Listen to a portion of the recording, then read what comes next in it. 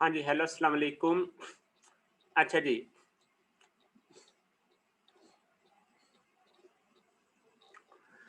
ये 11:09 हो गए हैं, तो अब हम स्टार्ट कर रहे हैं, तो हम उसी हिसाब से जो है वो इसको फिनिश करेंगे, क्योंकि ये ऐड करने का जो टाइम होता है, ये एडिशनल होता है। अच्छा जी,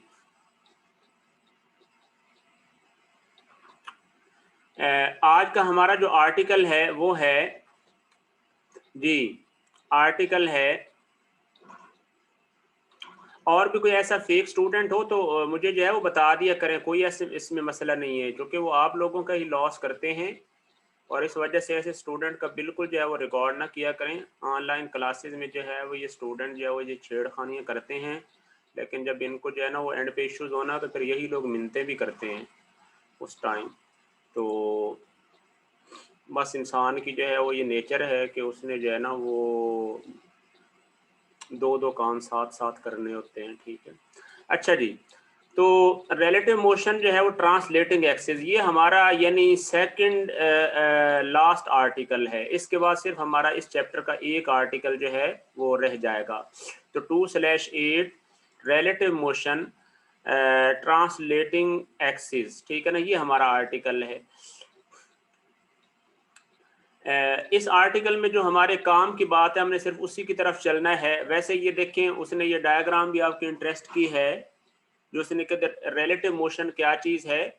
relative motion is a critical issue in the mid fair refuelling of aircraft. ये समझ आ रही ना, यानी सम टाइम ये होता है कि एयरक्राफ्ट जो है वो जब फ्लाइट में है तो किसी एयरक्राफ्ट का जो फ्यूल है वो डिक्रीज हो जाता है, कम हो जाता है, तो उस वजह से उसको रीफ्यूलिंग के लिए क्या होता है, दूसरा एयरक्राफ्ट आता है तो उनको अपनी जो है वो एक दूसरे के लिहाज से जो रिलेटिव मोशन है वो मेंटेन करना पड़ती है ताकि जो है वो उसमें थोड़ा सा भी फर्क ना लगे। क्योंकि जो नोजल होती है जो फ्यूल वाली, वो दोनों दोनों जो एरोप्लेन्स हैं वो दोनों ही जो है वो फ्लाइट में होते हैं बहुत ज्यादा हाई स्पीड में, तो थोड़ा सा फर्क भी नहीं लगना चाहिए। इसलिए वो एग्जैक्ट जो है वो हमारे पास वैल्यू होनी चाहिए रिलेटिव जो है वो स्पीड की या रिलेटिव एक्सेलेरेशन की व्हाटसोएवर।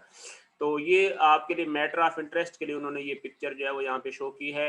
हमारा जो आर्टिकल की जो है वो जहाँ तक हद है उसमें हम इस पे जो है वो आ जाते हैं। फिगर देखेंगे 2/17, फिगर क्या है 2/17 जो है वो इसको ऑब्जर्व करें और मेरी बात समझें कि रिलेटिव जो है वो स्टेट क्या होती है।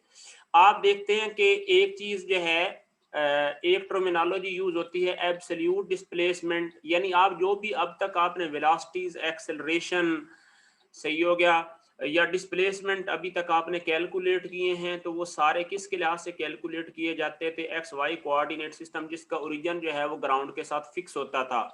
तो इस वजह से उन जो वेलोसिटीज को कहते थे एब्सोल्यूट वेलोसिटी, डिस्प्लेसमेंट हो जाते थे एब्सोल्यूट डिस्प्लेसमेंट और एक्सेलरेशन क्या एब्सोल्यूट एक्सेलरेशन। लेकिन हम चूंकि उसको कहते नहीं इस तरह, लेकिन अब ये देखें, अब ये हमारे पास जो कैपिटल एक्स और कैपिटल वाई और ओ, ये हमारे पास एक कोऑर्डिनेट सिस्टम है जो कि फिक्स्ड है, यानी जैसे आपने पहले सॉल्व किए हैं ये कोऑर्डिनेट सिस्टम है जो कि फिक्स्ड है। इसके लिहाज से जो है वो एक पार्टिकल, यहाँ पे दो पार्टिकल्स हैं, रिलेटिव मोशन में हमेशा क्या होंगे, दो पार्टिकल्स होंगे, जो कि सिंगल पार्टिकल जो है वो उसकी अपने लिहाज से रिलेटिव नहीं होती। तो दो दो पार्टिकल जो है वो एट ए टाइम होंगे। और है, इसमें ये देखें कि एक पार्टिकल बी है और एक पार्टिकल क्या है, ए है, ये प्लेन में मूव कर रहे हैं। अब हम करते क्या हैं कि हमने इसमें से जो है वो ये काम, अब इसमें एक खास बात जो है ना वो जिसमें आपने ख्याल रखना है, नो क्वेश्चन जस्ट ओनली जो है वो टाइप इन चैट जी। आपने जिस बात का ख्याल रखना है कि हमारा ये कोऑर्डिनेट सिस्टम जो है वो स्मॉल एक्स और स्मॉल वाई दिया हुआ है जिसका ओरिजिन ये बी दिया हुआ है, ये ओरिजिन क्या है, बी दिया हुआ है। ये हमारे पास एक कोऑर्डिनेट सिस्टम है जो कि हमारे पास मूव कर रहा है, यानी अब मूव किस तरह कर रहा है कि इसके जो एक्स और वाई कोऑर्डिनेट्स, एक्स और वाई एक्सिस हैं वो हमेशा कैपिटल एक्स के पैरेलल रहेंगे, यानी हॉरिजॉन्टल और पैरेलल के इसके जो है वो पैरेलल रहेंगे। y जो है वो y के पैरेलल रहेगा और x जो है वो कैपिटल X के पैरेलल मूव करेगा, सही है ना। और ये जो कोऑर्डिनेट सिस्टम का ओरिजिन है वो पॉइंट B के साथ अटैच रहेगा और ये इसी तरह स्पेस में मूव करता जाएगा, ठीक हो गया ना। तो इसका मतलब क्या हो गया, ये देखें को B का जो एब्सोल्यूट पोजीशन वेक्टर है वो इस पॉइंट O के लिहाज से RB बन गया और इसी तरह पॉइंट A दूसरा पार्टिकल है इसका पॉइंट A O के लिहाज से जो है वो पोजीशन कोऑर्डिनेट RA बन गया, सही हो गया। अब हमने देखना है कि जो हमारा एक्स और वाई, स्मॉल एक्स और वाई का जो ओरिजिन है वो किसके साथ अटैच है, पॉइंट बी के साथ अटैच है और पॉइंट बी क्या है, वो मूव कर रहा है। तो इसका मतलब है हम ये कहते हैं कि ए का जो है वो बी के ओरिजिन के लिहाज से जो पोजीशन वेक्टर बनेगा उसका नाम रखेंगे R A relative B, R A slash B. ये जो स्लैश है इसको पढ़ते हैं रिलेटिव, यानी R A relative B, R A relative B, ये जो आर स्लैश ए बी लिखा हुआ है इसका मतलब होता है कि आर यानी ए रिलेटिव बी, यानी बी के रिलेटिव जो है वो ये पोजीशन वेक्टर बनेगा ए का। और इसी तरह अगर हम, और ये इसकी डायरेक्शन किस तरफ होगी, हमेशा ए की तरफ होगी। अगर आप यही एक्स और वाई जो है वो आप इस पे अटैच कर देते हैं, मेरी बात समझ आ रही है या नहीं आ रही है आप लोगों को, कि अगर आप क्या काम करते हैं, अभी तक बताएं ये बात समझ आई है?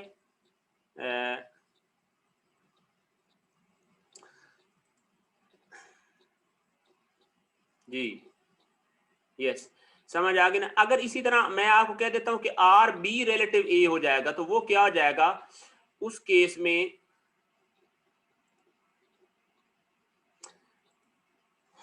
जी जो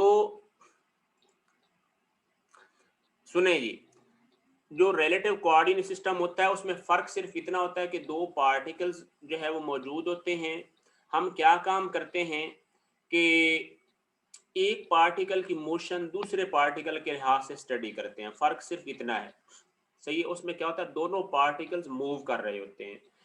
अब यहाँ पे भी देखिए ए और बी दोनों मूव कर रहे हैं, सही है। तो हमारे इनके एब्सोल्यूट पोजीशन वेक्टर क्या हो गए, आर ए आर बी हो गया, जो कि फिक्स कोऑर्डिनेट सिस्टम के लिहाज से हो गया कैपिटल एक्स ओ वाई से। लेकिन हमने फिर क्या काम करना है कि हमने अगर ए रिलेटिव बी निकालना है तो हम किसके साथ जो है वो कोऑर्डिनेट सिस्टम फिक्स करेंगे, मूविंग कोऑर्डिनेट सिस्टम, वो बी के साथ। अगर हमने आर बी रिलेटिव ए निकालना है तो हम जो है वो मूविंग कोऑर्डिनेट सिस्टम किसके साथ अटैच करेंगे, ए के साथ। तो फिर क्या हो जाएगा, आर बी रिलेटिव ए आ जाएगा। लेकिन याद रखें कि आर ए रिलेटिव बी और आर बी रिलेटिव ए एक दूसरे का नेगेटिव होंगे, यानी 180 डिग्री अपोजिट होंगे, सही है।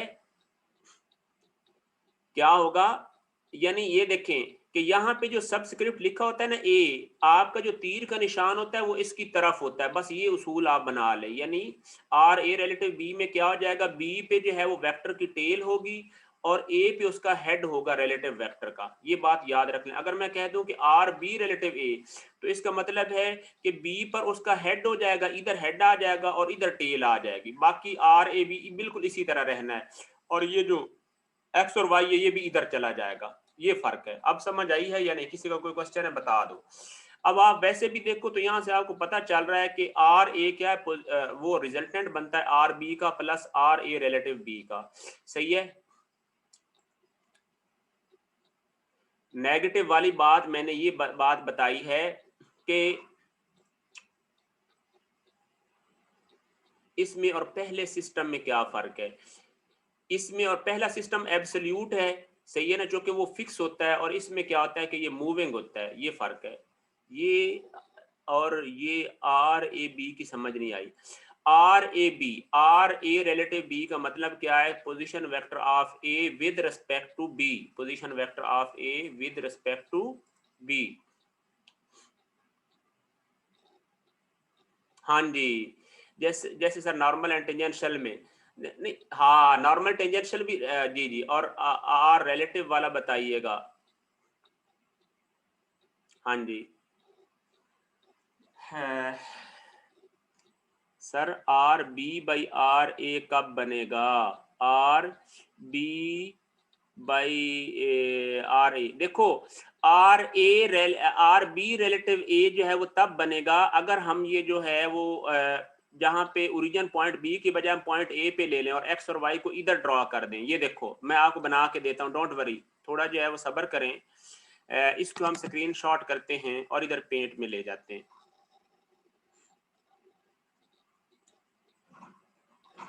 जस्ट अ मिनट, ये देखें जी, ये देख रहे हैं यहाँ पे ये मौजूद है। अब हम क्या काम करते हैं कि अगर हम इस जगह पे अटैच कर दें, ये रेड में जो है वो हम इसको कर लेते हैं थोड़ा, इसका ये भी ज्यादा कर देते हैं और इसका कलर भी हम रेड कर लेते हैं। ये देखें जी, अगर हम इस जगह पे अटैच कर दें कि ये हमारा आ जाए जी एक्स, और फिर इधर कर दें, ये क्या हो जाएगा वाई, ठीक हो गया ना। अब अगर हमने निकालना है तो ये जब ये वाला जो वेक्टर हो जाएगा ना, ये वेक्टर इस तरफ, ये बन जाएगा आर और बी रिलेटिव टू ए। सही हो गया ना, यानी इसी जगह पे क्या हो जाएगा, बिल्कुल इसके साथ जो है ये वेक्टर ऐसे बन जाएगा आर बी रिलेटिव टू ए। तो अब इस वक्त रिजल्टेंट क्या बन जाएगा, हम लिख सकेंगे कि आर बी, देखे ना हेड टू टेल रूल से अगर आप ऐड करें तो आपको पता चलेगा कि R A plus R B relative A will be equal to R B. सही हो गया ना, तो ये सिचुएशन है और कुछ भी नहीं है। ये देखें जी, अब इस वक्त जल्दी बताएं कि रिजल्टेंट क्या बनेगा। अगर आप हेड टू टेल रूल से ऐड करें तो आर बी प्लस क्या बन जाएगा, R A relative B will be equal to R A. तो आपको पता चल गया कि absolute position vector of A is equal to the resultant of absolute position vector R B and the relative position vector of A with respect to B. बात समझ आएगी ये, आर बी रिलेटिव ए में small X Y coordinate system negative में होंगे, नहीं negative में नहीं होने, बिल्कुल उसी तरह होने हैं। सिर्फ आर ए रिलेटिव बी का जो वेक्टर है ना ये, और आर बी रिलेटिव ए का वेक्टर इसका नेगेटिव हो जाएगा, क्योंकि वो अपोजिट हो जाना है ना, क्योंकि वो जो है वो बी का ए के लिहाज से होना है, अब ए का बी के लिहाज से है, ये वजह है। ठीक है ना, सिर्फ जो वेक्टर्स हैं वो सारे आपस में एंटी जो है वो कोलिनियर हो जाने, एंटी कोलिनियर हो जाने हैं, और 180 डिग्री उनके दरमियान एंगल होना है, बिल्कुल अपोजिट हो जाने हैं। लेकिन ये जब हम करते हैं फिर आपको समझ आ जाएगी। अभी आप बस इसको जो है वो इतना समझ लें कि आपको चूंकि टू दी पॉइंट समझाना है ना। अब ये देखो क्या चीज हो गई, ये देखें जो इक्वेशन लिखी हुई है एंड पे, ये देखें यार, आर ए किसके बराबर है, R B plus R A relative B. तो आप मुझे ये बताएं कि अगर मैं आर बी लिखूं तो वो किसके बराबर हो जाएगा, आर बी हो जाएगा R A plus R B relative A के बराबर हो जाएगा। सही है, अगर मैं लिखता हूं बी के लिहाज से इक्वेशन तो किसके बराबर बनेगी, R B is equal to R A plus R B relative to A. और इसमें ये याद रखें कि यहाँ पे ये आर ए है ना, ये देखें इक्वेशन की, सर अगर कैपिटल एक्स वाई कोऑर्डिनेट के लिहाज से लिखा है तो फिर स्मॉल एक्स और वाई कोऑर्डिनेट लिखने की क्या जरूरत है, भाई वो मूविंग कोऑर्डिनेट सिस्टम है ना। जो कैपिटल एक्स वाई है वो है फिक्स्ड, लेकिन जो स्मॉल एक्स वाई है वो है मूविंग कोऑर्डिनेट सिस्टम, जिसके एक्सिस ट्रांसलेटिंग एक्सिस है ना। ये रोटेट एक्सिस जो है ना वो इसके पैरेलल ऐसे जो है ना वो मूव करते जा रहे हैं, पार्टिकल के साथ ओरिजिन पॉइंट साथ अटैच है और वो साथ मूव करते जा रहे हैं, वो फिक्स्ड नहीं है। लेकिन कैपिटल एक्स और वाई जो है वो क्या है, वो फिक्स्ड है। ये मसला है। ये बड़ी बहुत ही इंटरेस्टिंग आर्टिकल है। यूं समझे कि ये जो आर्टिकल है ना रिलेटिव मोशन का, ये एक गोल्डन आर्टिकल है, समझ आ रही ना, क्योंकि ये सबसे ज्यादा जो है कंफ्यूजिंग आर्टिकल होता है रिलेटिव मोशन का, लेकिन लोग इसको छुड़वा देते हैं। मैंने तो फिर भी जो है वो आपको ये करवा रहा हूँ रिलेटिव मोशन का ना, क्योंकि ये कंसेप्ट जो है बहुत कंफ्यूजिंग होता है।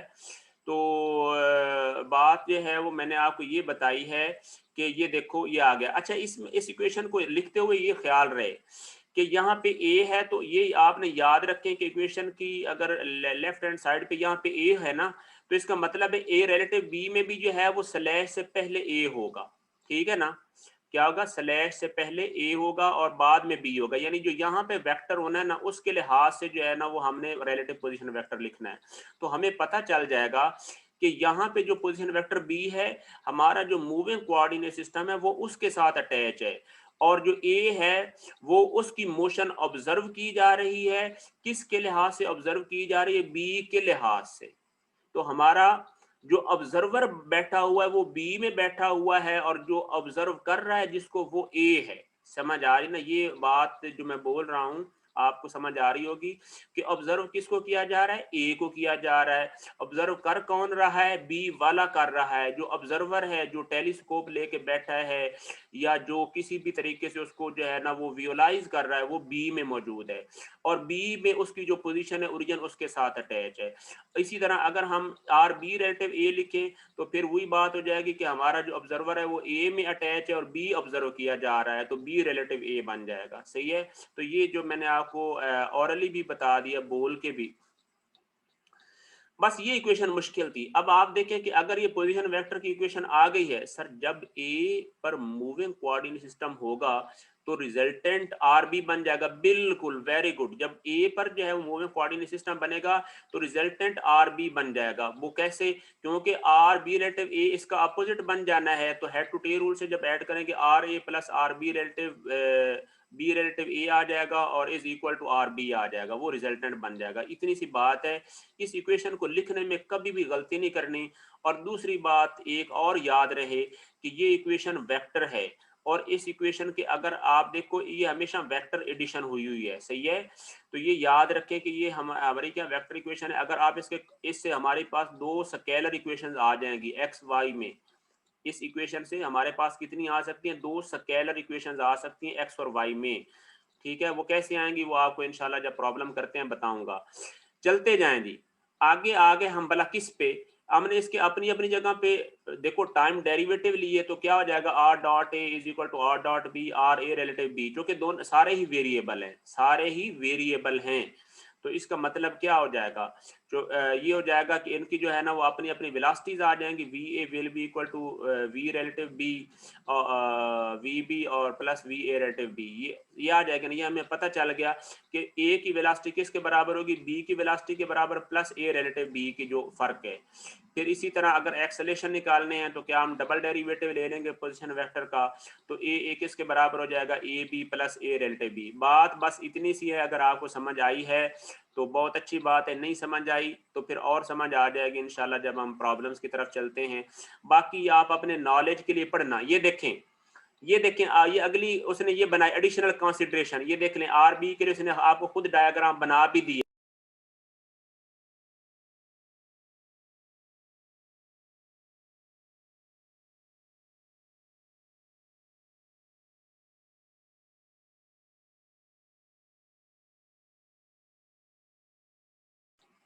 ये 305 फेक है ना? असद फेक है सर। ये असद कौन है? जल्दी लोग हैं यार, इनकी ना ऐसी असद खान, बिल्कुल ये फेक है। इसकी तबीयत से फेक लग रहा है। हाँ जी, तो ठीक हो गया, वेरी गुड। जो आप बता दिया करें, आई अप्रिशिएट यू ऑल। अच्छा जी, तो हम जो है वो बात इस पे चल रहे थे, आवाज दरमियान में जो डिस्कनेक्ट हो गया था कि आर, ये देखें आर ए के साथ जब अटैच होगा तो इस तरह सिचुएशन बनेगी, आर बी रिलेटिव ए और ये आ गया। ओके, आपको मेरा ख्याल है समझ आ गई। ये देख लें, it is seen therefore that R B relative A is equal to negative R A rate B, यानी इसका वेक्टर क्या हो जाएगा? एक दूसरे का नेगेटिव हो जाएगा। बिल्कुल इसी तरह velocity vector B relative A will be equal to negative of A relative B, और acceleration B relative A will be equal to negative of A relative B. ये बताएं दे जी, सबको समझ आ गई है या नहीं? अब आ जाएं जी, ये प्रॉब्लम्स हैं तो साफ जाहिर है सैंपल प्रॉब्लम सॉल्व किए हुए हैं, इनको आप खुद करेंगे बड़ी जो है वो तवज्जो के साथ। जब आपको आगे समझ आ जाएगी चीज़ों की, ये आर्टिकल भी ये प्रॉब्लम भी जो कि सॉल्व किया हुआ है, तो इसको भी आप खुद करेंगे, सही है। वैसे अगर कहें तो मैं आपको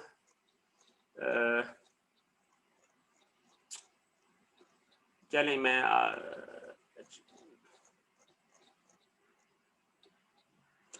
आपको ना ये सैंपल प्रॉब्लम भी ये जो है ना इसके समझाता हूँ।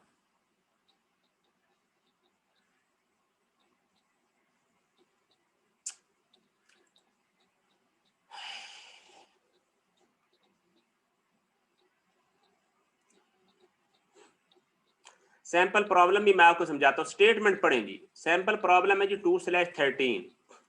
पहला सैंपल प्रॉब्लम है, लिखता है जी कि passengers in the jet transport A flying east, सही है, फ्लाइंग ईस्ट। अच्छा, इसमें ईस्ट वेस्ट में ये याद रखें कि सिचुएशन जो है वो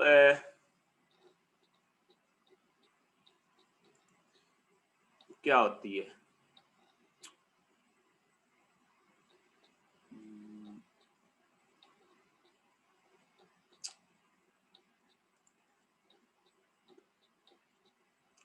यार मैं ना आपको यहाँ पे ये इधर बताता हूँ। यहाँ पे फाइल और यहाँ पे हम नहीं ओपन करते हैं डॉट से। ये देखें जी, बात सुन लें, आपने हमेशा ये याद रखना है कि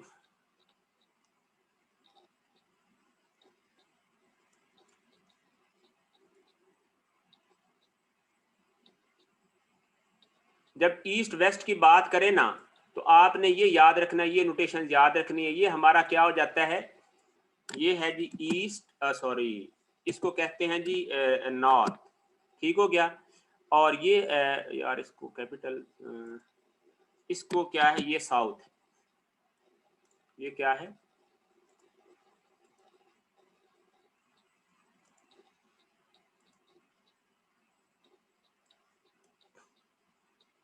ये जी साउथ हो गया। और ये जो है वो बन गया,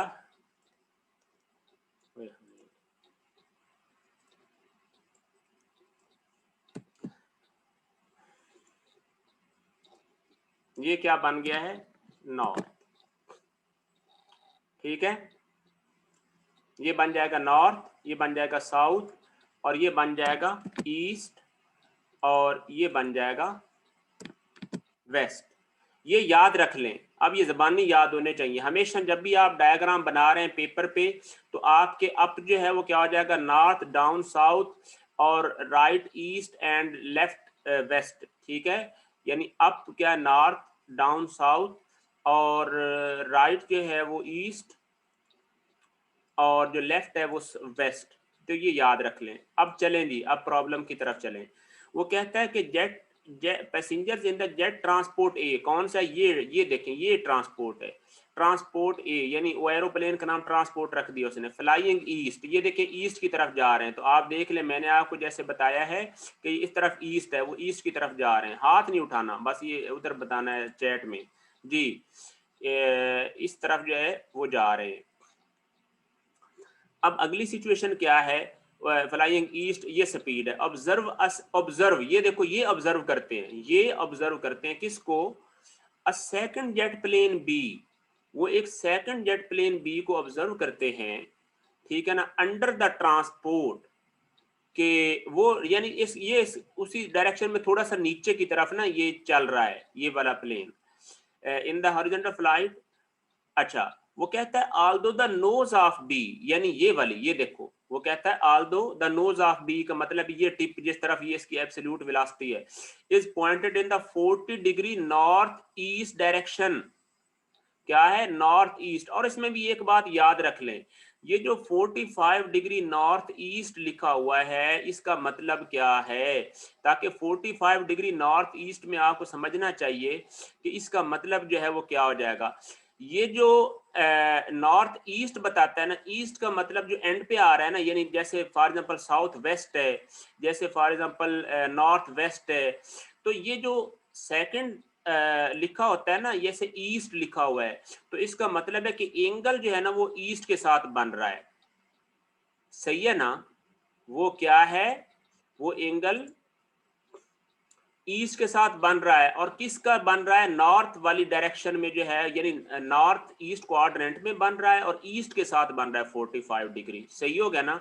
यानी नॉर्थ के साथ नहीं बन रहा, हालांकि देखो 45 में उधर भी सेम बनेगा, लेकिन अगर डिफरेंट एंगल होता, तो फॉर एग्जांपल होता कि 30 डिग्री नॉर्थ ईस्ट है, 30 डिग्री नॉर्थ ईस्ट है, तो इसका मतलब क्या हो जाता कि नॉर्थ और ईस्ट के जो है वो दरमियान, और वेलोसिटी के दरमियान एंगल हो जाता फिर 60, लेकिन जो है वो अब वेलोसिटी और ईस्ट के दरमियान एंगल कितना बन गया, 45, या अब 30 बनेगा, यानी अब ये 45 लिखा हुआ है, तो इसका मतलब 45 है जी। ये बात समझ जानी चाहिए कि नॉर्थ ईस्ट का मतलब क्या होता है, ये जो सेकंड लिखा होता है ईस्ट, इसके साथ एंगल बनता है, ये रेफरेंस होती है, रेफरेंस ओरिएंटेशन होती है।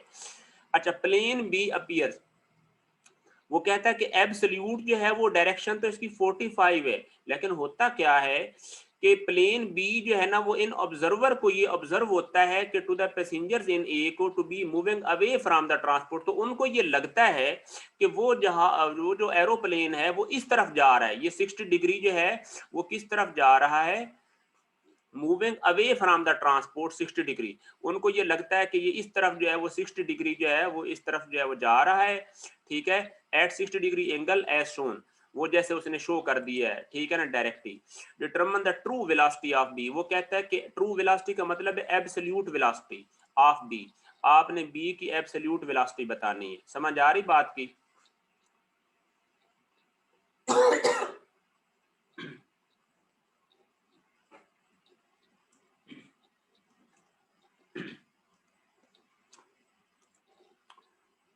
सर 60 समझ नहीं आया। 60 उसने ये कहा है कि वो जो ये ट्रांसपोर्ट ए वाले हैं ना, उनको ये लगता है अपेरेंटली, यानी बज़ाहिर उनको ये लग रहा है उनके रिलेटिवली कि वो 60 डिग्री हॉरिजेंटल के साथ इस तरह मूव कर रहा है। ये एंगल बना हुआ है ना, उनको ये लगता है कि एरोप्लेन जा तो इधर रहा था बी वाला, लेकिन उनको ये लगता है चूंकि ये मूव कर रहे हैं, उनको ये लगता है कि वो इस तरफ जा रहा है।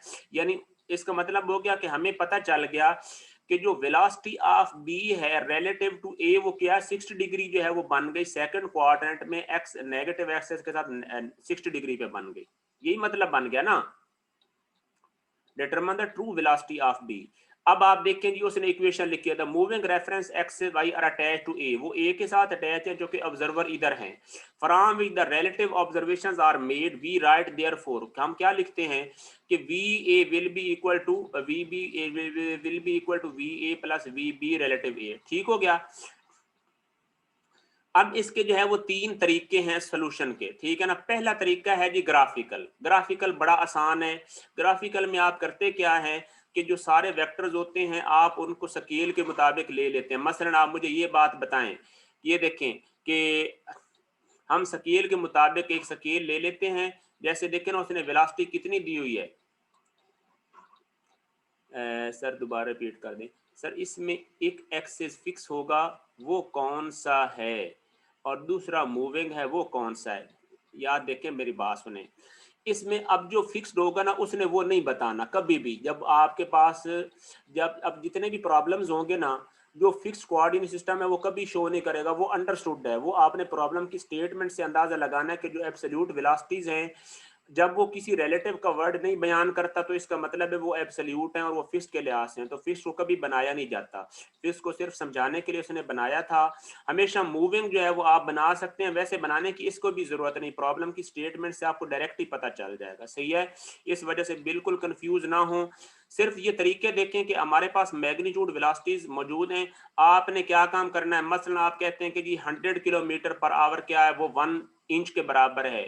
सही है ना, ये 1 सेंटीमीटर के बराबर है। तो आप स्केल के मुताबिक क्या है, ये इसको जो है वो मतलब कन्वर्ट कर लेंगे और आप कागज पे क्या काम करेंगे, उतनी बड़ी उतनी लंबी लाइन लगा देंगे उतने एंगल पे। सही है, ये देखें जैसे ये काम कर रहा है, ये देखें उसने क्या है पॉइंट पी से ये वी ए जो है वो वेक्टर ड्रॉ किया है 800 किलोमीटर का, ये देखें। सही है ना, ये उसने ड्रॉ कर दिया। अब फिर उसने क्या काम किया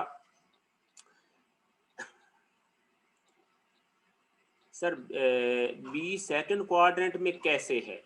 बी सेकंड क्वाड्रेंट में रिलेटिवली उनको चूंकि ये लग रहा था कि वो उधर मूव कर रहा है, तो वो इस वजह से हमें सेकंड क्वाड्रेंट में लग रहा है ना। देखो वो अपेरेंटली उनको लगा है कि वो उधर मूव कर रहा है, तो वो सेकंड क्वाड्रेंट में भी आ गया। 60 डिग्री एंगल की समझ नहीं आई। 60 डिग्री उनको ये लग रहा है कि वो हॉरिजेंटल के साथ जो है वो उनसे अवे मूव कर रहा है 60 डिग्री एंगल, ये अब उनको लगा है। इसमें समझ ना लगने की तो बात है ही नहीं, ये है उसकी रिलेटिव जो है वो यानी एंगल बन रहा है हॉरिजेंटल के साथ उनके लिहाज से। एब्सोल्यूट क्या 45 डिग्री वो एक्स के साथ बना रहे हैं, ए के साथ एब्सोल्यूट बी। लेकिन इसके जो पैसेंजर्स हैं उनको ये लग रहा है कि ये इस तरफ जा रहा है, और इस ये जो कि पार्टिकल है ना, तो इसकी जो जिस तरह मूव कर रहा है, इसकी जो लाइन ऑफ है मूवमेंट वेलोसिटी की, उसका एंगल हॉरिजॉन्टल के साथ 60 डिग्री बन रहा है, ये उनको लग रहा है। सही है ना, तो ये बस उनको जो है वो ऑब्जर्वेशन की बात है। अच्छा आप तरीका देखें जी, वेलोसिटी को आपने क्या है स्केल के मुताबिक कर लेना है प्लॉट। अच्छा इसमें आप एक उसूल याद रखें, मैं ये वेक्टर्स को प्लॉट करने के आपको ना कुछ प्रिंसिपल बताता हूँ, मैंने यहाँ पे लिखे हैं, मैं आपको पढ़ा देता हूँ एक प्रॉब्लम में। ये आप याद रख लें कि एक वेक्टर जो है वो आपने कैसे कंप्लीट करनी है ट्राइंगल।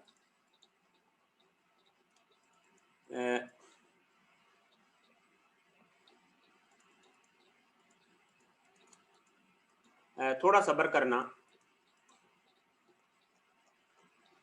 हम्म, मीटिंग एंड हो रही है, मीटिंग एंड हो, लेकिन हमने अगली मीटिंग पूरी करनी है। ये मीटिंग एंड हो जाए, मैं रिकनेक्ट करता हूँ, सही है। और जो मैं एक यार बात आपको बताना चाहता हूँ बस यार, ये जो 3 पॉइंट्स लिखे हुए ना, ये याद रख लें, ये आप ज़बानी याद रख लें। ये मैं आपको सॉल्यूशन तो मैंने पहले ड्राइव में रख दिया है, जो है ना। वैसे देखो, conditions for velocity completion graphically, यानी आपने ग्राफिकली वेलोसिटी ट्रायंगल पूरी करनी है, तो उसकी कंडीशंस क्या है। ये खत्म तो नहीं होगी मीटिंग, ये भी पड़ी है, चल रही है, 3 मिनट रहते हैं, चलें जी। पहली क्या चीज है, one velocity vector must be completely known, यानी both the magnitude and the direction. हमें क्या होना चाहिए, जब वेलोसिटी ट्रायंगल आपने बनानी है तो हमें क्या, एक वेलोसिटी वेक्टर का मुकम्मल पता होना चाहिए, उसकी मैग्नीट्यूड का भी पता होना चाहिए, डायरेक्शन का भी, वरना आपकी ट्रायंगल नहीं बन सकती और वो प्रॉब्लम सॉल्व ही नहीं हो सकता, उसका इम्कान ही नहीं है। क्या चीज है कि हमें एट लीस्ट एक वेलोसिटी वेक्टर का मुकम्मल पता होना चाहिए, रिलेटिव जो है वो हमने ट्रायंगल पूरी करनी है। फिर होगा क्या, the direction of both the remaining vectors, यानी अगर बाकी जो 2 कंडीशंस है ना, उनमें से ये चॉइस है आपके पास। वो क्या है कि जो बाकी जो 2 वेक्टर्स है ना, वो उनमें से दोनों की या तो डायरेक्शन का पता हो, एक सिचुएशन है तो फिर भी 1 और 2 को मिलकर ट्रायंगल पूरी हो जाएगी। हमें क्या हो जाएगा, यानी बाकी जो 2 वेक्टर्स बच गए हैं, the direction of both the remaining vectors be known. तो बाकी जो रिमेनिंग वेक्टर 2 बच जाएंगे ना, क्योंकि ट्रायंगल में 3 वेक्टर होने हैं, एक का तो मुकम्मल पता है, वो प्लॉट हो गया। जो बाकी 2 रह गए हैं, उनमें से जो है या तो दोनों का जो है वो डायरेक्शन का पता हो, या फिर क्या हो, अगर इस सेकंड क्लास पूरी नहीं होती तो फिर क्या, the direction of one vector and the magnitude of the other vector, सही है ना। तो क्या चीज है, या फिर ये हो कि हमें उसमें से एक वेक्टर की डायरेक्शन का पता हो और जो दूसरा है यानी थर्ड वेक्टर उसका क्या है, मैग्नीट्यूड का पता हो, या वाइस वर्सा, सही हो गया। तो ये सिचुएशन है, एक वेक्टर का मुकम्मल पता होना चाहिए, बाकी 2-3 में आप देख लेना। अब आप मुझे एक बात बताएं, इस प्रॉब्लम पे आए तो आप देखें कि हमें डायरेक्शन ऑफ वी बी का भी पता है और direction of V relative B A का भी पता है, तो सही हो गया ना। हमारे पास जो बाकी 2 वेक्टर्स बच गए हैं, उन दोनों की डायरेक्शन का पता है, मैग्नीट्यूड का नहीं पता। तो हम क्या है, अब ये ड्रॉ कैसे करने, अब ये आपने बड़ा पॉइंट समझना है मेरी तवज्जो के साथ। ड्रॉ इस तरह करने हैं कि ये देखें, ये एब्सोल्यूट वेक्टर है ना, पोजीशन वेक्टर वी ए। अब ये पॉइंट पी जो है, यहाँ पे ये एब्सोल्यूट वेक्टर की ये टेल है।